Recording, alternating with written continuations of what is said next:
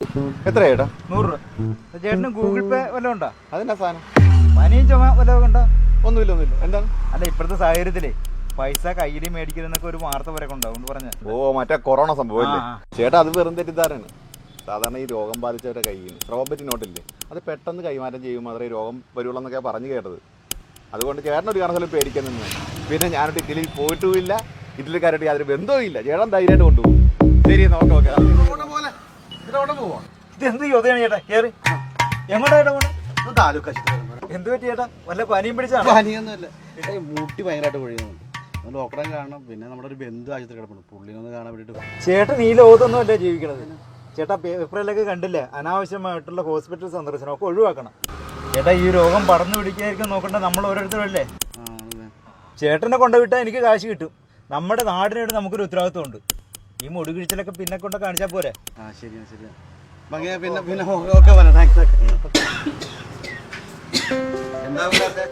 അണ്ണാ, ചുമക്കുള്ള മരുന്ന്. ചുമ തുടങ്ങിയിട്ട് എത്ര ദിവസമായി? 3-4 ദിവസമായി കാണും. ഡോക്ടർമാരും കണ്ടില്ലേ? സമയം കിട്ടിയില്ല. ഇപ്പോഴത്തെ സാഹചര്യത്തിൽ നമ്മൾ ഈ സ്വയം ചികിത്സ ഒഴിവാക്കിക്കൊണ്ടേ ഡോക്ടറെ കണ്ട് മരുന്ന് വാങ്ങിക്കായിരിക്കും നല്ലത്. അത് മതി. എന്നാ ശരിയാണ്, ഡോക്ടറെ കണ്ട് മതി. ശരി. ഉല്ലാസമായിട്ടൊന്നേ ഒരു മുൻകരുതൽ എന്ന രീതിയിൽ ഇത് അങ്ങോട്ട് വെച്ചു.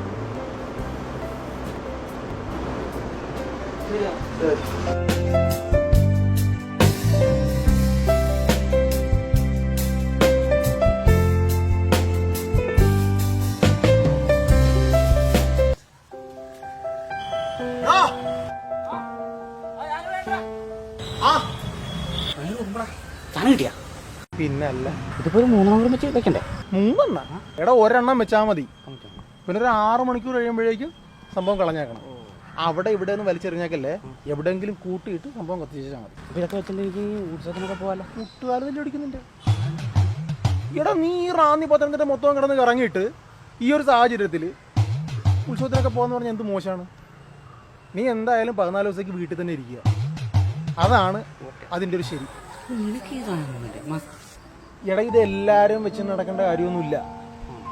രോഗബാധിതരും ഈ രോഗബാധിതർ ശുശ്രൂഷിക്കുന്ന ആൾക്കാരും മാത്രം വെച്ചാൽ മതി. അല്ലാണ്ട് വെറുതെ എല്ലാ ആൾക്കാരും ഇതെടുത്ത് സംഭവം കിട്ടാൻ പോലും ഇല്ല. കയ്യൊക്കെ വടക്കടക്ക് കഴിവുണ്ട്. അതൊക്കെ നല്ല കാര്യമാണ്, കൈ കഴുകുന്നതൊക്കെ. അപ്പൊ ഓക്കെ അളിയാ, വലിയ ഉപകാരം. അളിയാ, കുറച്ച് നാളത്തേക്ക് നമുക്കൊരു കയ്യകലം പഠിക്കാം. അതാണ് എല്ലാവർക്കും നല്ലത്. അപ്പൊ ശരി, ഓക്കെ. 14 ദിവസം കഴിഞ്ഞിട്ട് വേണം.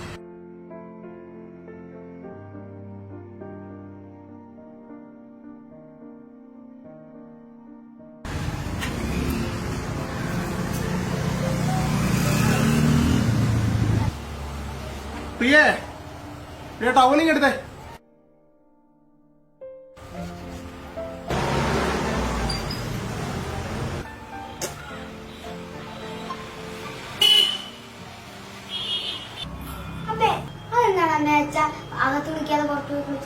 അത് പിന്നെ നിച്ചു അച്ഛൻ പുറത്തൊക്കെ പൊളിച്ചും വരുന്നതല്ലേ. അച്ഛൻ്റെ മേത്ത് അണുക്കളൊക്കെ ഉണ്ടായല്ലേ. പുറത്തുനിന്ന് കുളിച്ചേച്ച് അകത്തായിട്ട് കയറിയാണെങ്കിൽ പേടിക്കണ്ടല്ലോ. അങ്ങനെ എല്ലാത്തിനും ഒരു മുൻകരുതൽ.